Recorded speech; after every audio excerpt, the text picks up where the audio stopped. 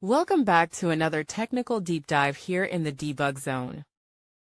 Today we're tackling a big question and breaking it down with insights from other users. Hopefully this clears up some misconceptions and helps you get the answer you need. So buckle up, stay a little curious, and let's jump right in.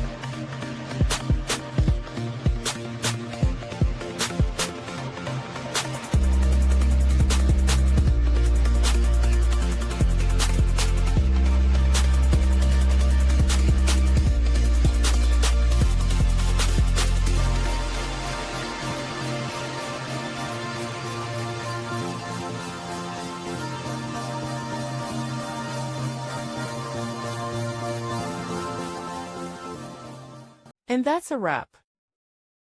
I hope you found the answer you were looking for. If you did, take a second to hit that subscribe button. It really helps out.